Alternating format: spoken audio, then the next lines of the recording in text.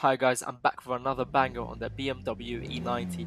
At last, the long wait for the most popular series on YouTube is finally over. Let's jump straight into the video, but first, don't forget to like and subscribe and hit the bell as it's free and it helps me out a lot. My attempt of moving the car so that I can start fixing it. Yeah, I forgot it's a rear-wheel drive. BMW batteries. Where's the old design of positive, negative? That's it. Like, why is there water there? Oh, oh no! Is that a drain plug? Probably. Okay, well, got more work than I thought, as always. So obviously there's shit ton loads of water in the battery compartment with electricity and all those terminals, positive and negative. Luckily, none of it's touching it. If we go look inside, it is absolutely atrocious. It is absolutely disgusting. That side I hoovered up a bit, but the rest is it's so disgusting. I'm cleaning this car, and because I'm cleaning, I'm finding more and more issues with it. I mean, it's kind of obvious, and I knew when I was buying it that there's a dash, there's a airbag light on and stuff in it and stuff, but that's caused probably by the flood here on one of these airbags. I'll plug in my diagnostic computer after the battery charges, which is fucking dead, and it has been soaked in water. And yeah, well, there's a drain plug there. I think that black thing is drain plugs. Yeah, hopefully. If it isn't, then I don't know what. Whilst I was waiting for the battery to charge, I decided to start cleaning the interior, which was absolutely filthy. However, I managed to hoover and clean the carpets back to their former glory. Oh, and before you say, oh, they still look dirty, what is all of that on the carpet? They're just wet. They have just been washed. Relax. After experiencing a couple of snowy days, I finally decided to go work on the car again. But of course, the battery has died. Again. So I went to take it out, I disconnect it, and I start pulling on it, but it won't budge at all. Then I have discovered that there was literal ice in the battery compartment, so I took a heat gun and melted the ice so that I could take the battery out. After I cleaned up all the water, I decided to remove the black plastic tabs, which were meant to help the water drain, but they didn't. Well, that's one less issue. Here's a little sound check on the E90.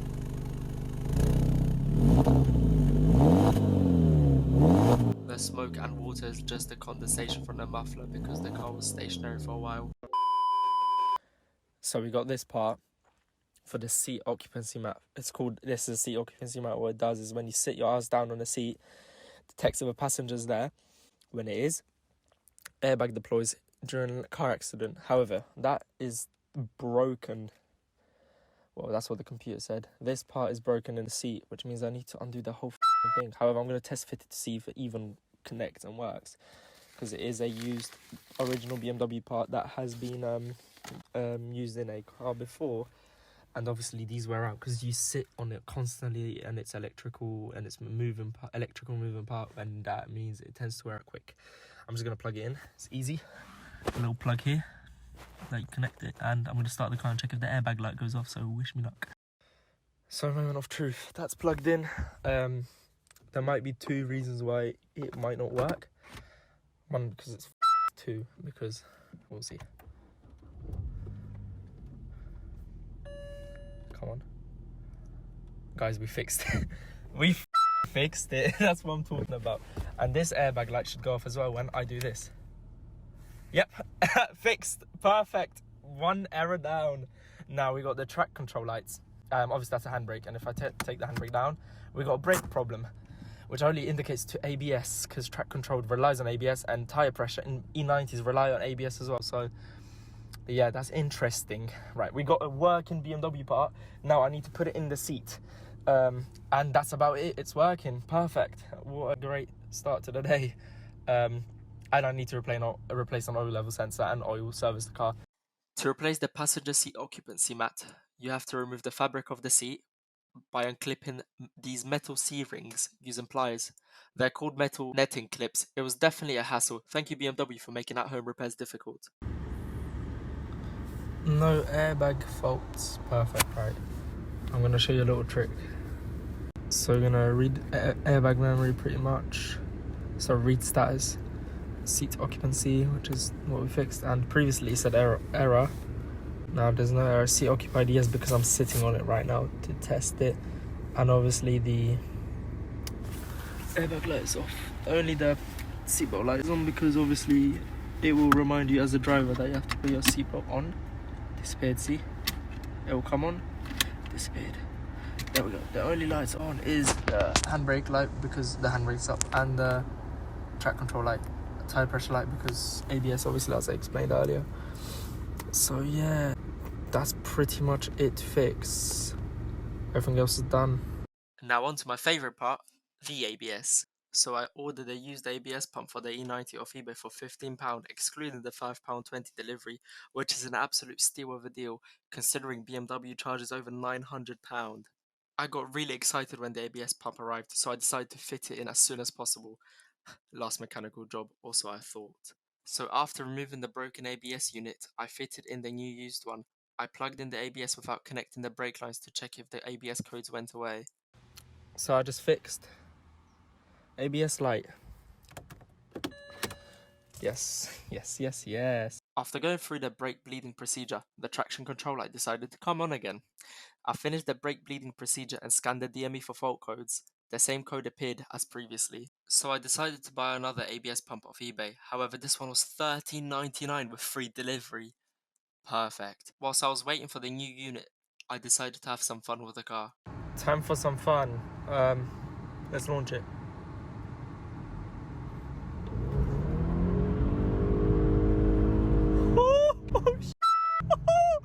Oh, rear-wheel drive, baby. In the meantime, I decided to start the bodywork, starting off with the bumper.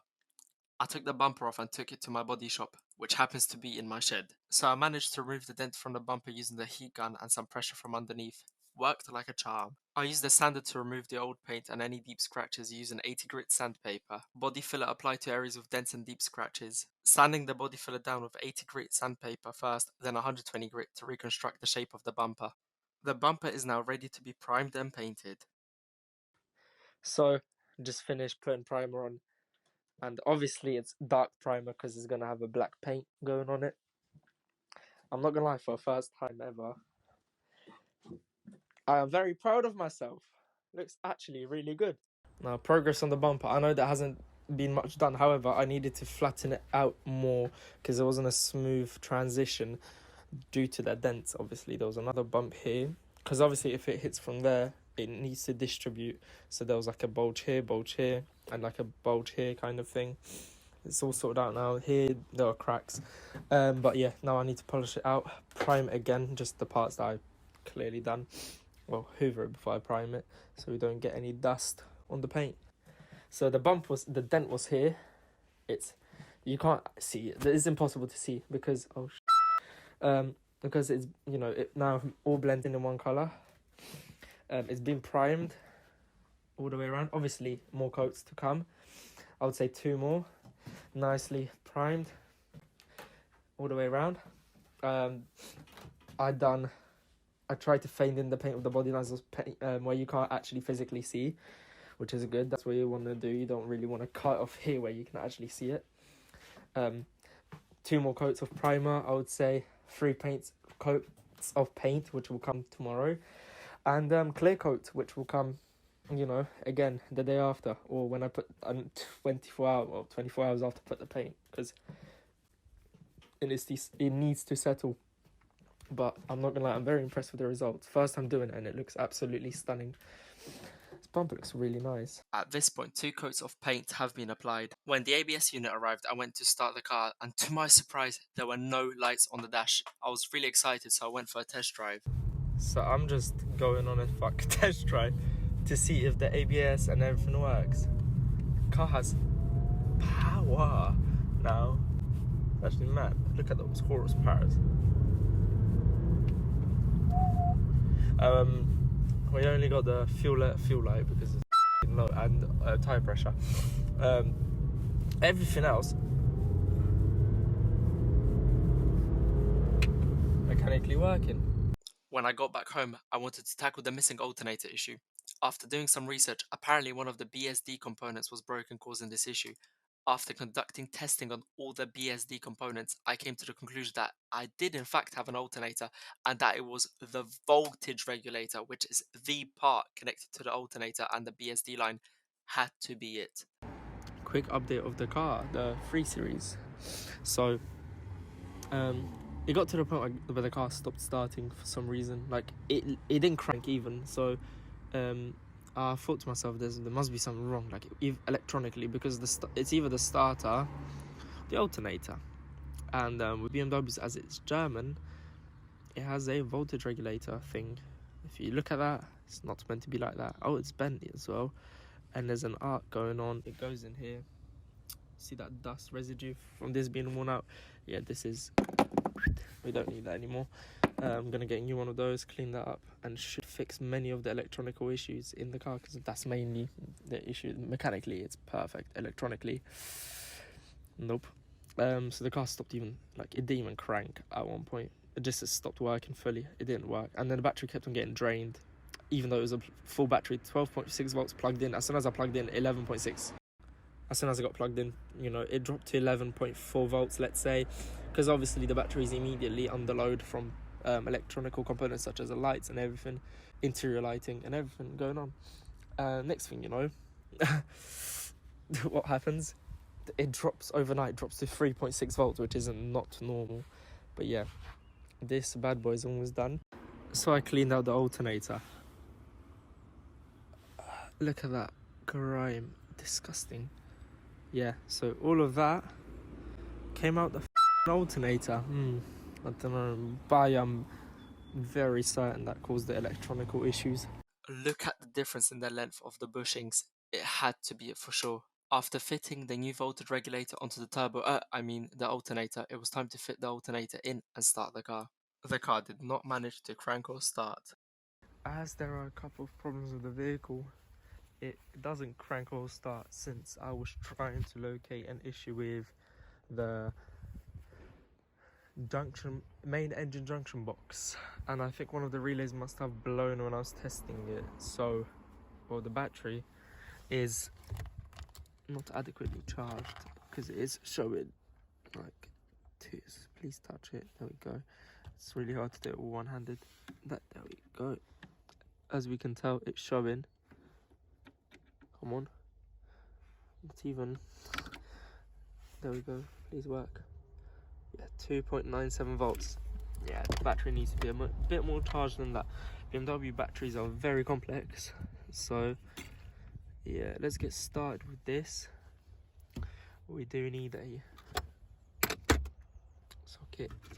I would say it's going to be 14, 13 maybe.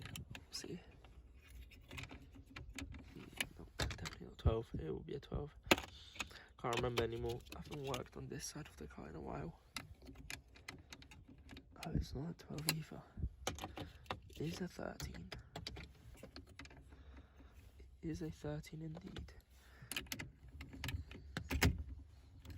Is it though? Yeah, it is.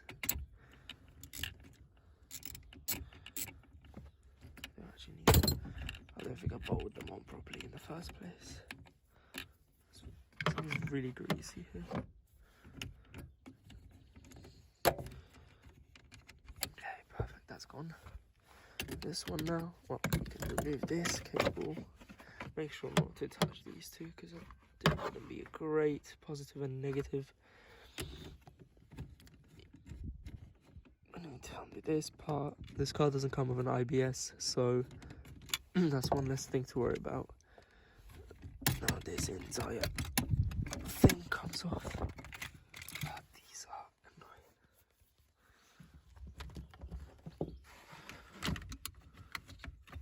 Oh, come on out.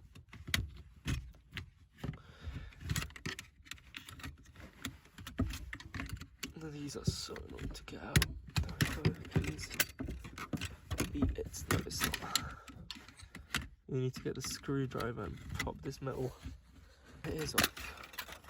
Perfect. Get that out. There's so many positive wires.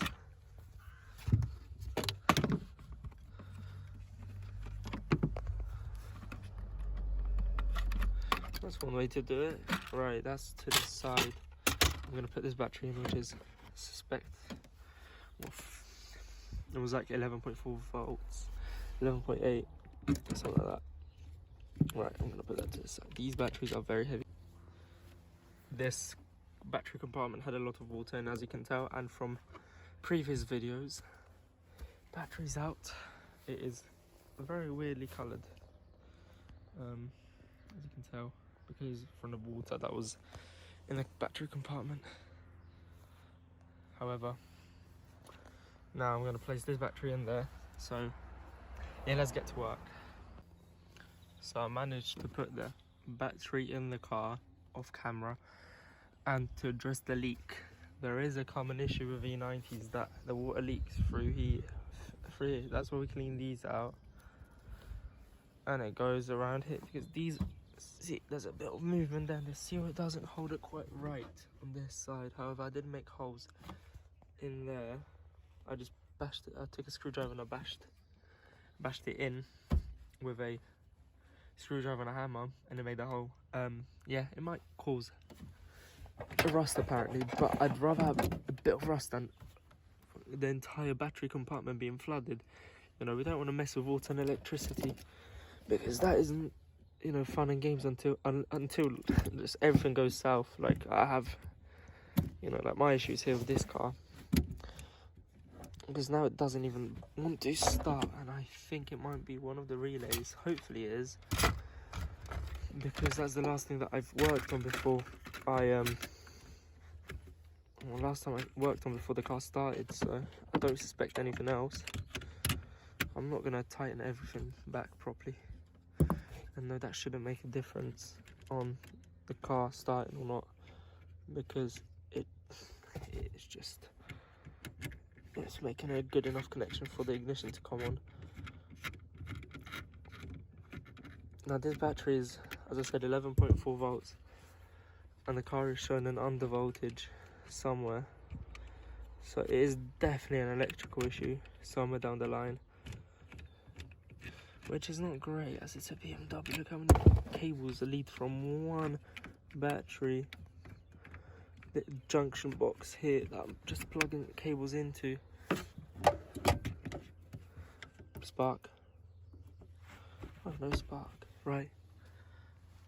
Okay, that's it, I think. I'm gonna go inside the car. I'm not even gonna bother closing this, and I'm gonna try start it. I'll turn the ignition on at least.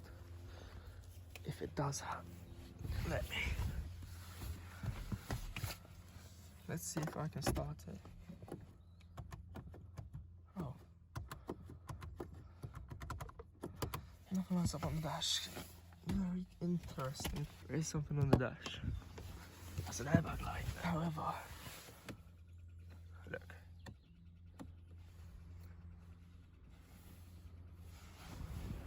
Don't know if you can hear that.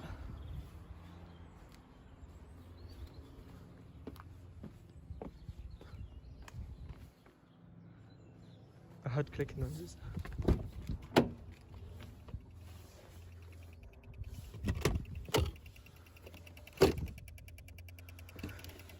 Yeah, you can hear that, definitely.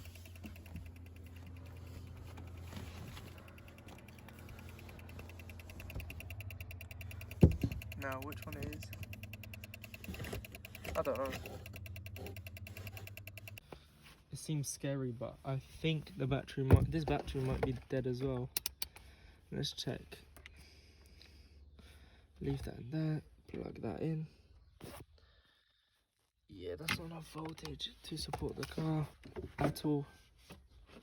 Put that on the side. I want to check something. Now, if the voltage, what's the voltage? 10 volts when it's disconnected. That's no bueno for this, so I'm going to charge the other battery. So I plugged in the battery to charge for a couple of hours. I would say 6 to 8 hours for it to fully charge and hold the capacitance. Now I'm going to check under the hood, because as I said, there's a junction box that could have possibly been damaged due to my fault. Actually, I take that on myself if I did break it. So it's located here on UK cars. Jesus, that's all loose by the way, because I've already loosened all of it. It all just comes off quite easily like that. Yeah, it does need a bit more attention when you need to unbolt it from different places there. So cabin air filters in here. So I'm just checking the cable that comes off. Let me just show you. This lead here goes through here and through here out into the alternator. That one goes into the box. The box is a very confusing mechanism because there's a lot of stuff that you need to undo for it to work and successfully come out. So you've got these weird clips that you need to kind of lift up. Got this unlock position. Oh, it's all done pretty much. That's out. Come on. What's holding you back? Nothing. That's the problem. This side, isn't it? No, it's not. It's not even that. Oh, that's just. Yeah, there we go. Perfect. That's the DME. I'm very positive, at least. It all does seem to go into here. However, there is a possibility that I did mess up one of those relays here and here, because I did mess about with them. Yeah, there is a high possibility in fact. Or maybe the computer, which hopefully it's not fried. I mean, my diagnostic tool, when I could actually connect anything to it, to the car, because it actually had charge, then I was able to diagnose it, and it worked fine, everything did. So now I'm gonna pull these out, check what's going on, because these are the connectors from the DME. I mean, in my opinion, they all look fine. The pins and everything looks fine inside as well. Can't really tell much, but it does look okay. And I tested them across the voltage and just everything with a voltmeter. Sorry, a multimeter in fact, because I tested the resistance as well. Go in there. Perfect. Maybe I didn't put these on properly. I don't know anymore. Because, yep, until it clicks, and this one goes like that until it makes that click, which is now, yeah. It can be one of those cables. You never know. There's such a big mess here. But I do place mods on the relays, which I'll get out in a sec. They're not that easy to get out because, yeah. I do apologise for the engine running noise, but my car's running right now. And to undo this, you need to push a little screwdriver down there, push that down, yeah, that's pretty much it. Pull it up from these clips. I can't get an angle, so can't really record it, but it's pretty simple. So I managed to get it out, as you can probably tell, from here, and I do have them in my hand. They look somewhat like that. They're just normal relays. I'm not sure what the cause of it is. I'm probably gonna undo that grey fuse box as well, because that might be an issue as well, because obviously there's fuses in it. If one of them blew, then explains why the engine doesn't start. So I'm gonna go do that now. That's a very terrible access to it. So I managed to remove this little fuse box that goes onto here. Now I'm going to check all the fuses, and to do that, pretty sure you just need to slide it. So here we got this. Yeah, that's just broken off. So I guess it would just slide out like that, but it doesn't for some reason. And the reason is, I don't actually know. Oh, this is the reason, because there's a little notch here that actually does function perfect. Now it slides out. It should.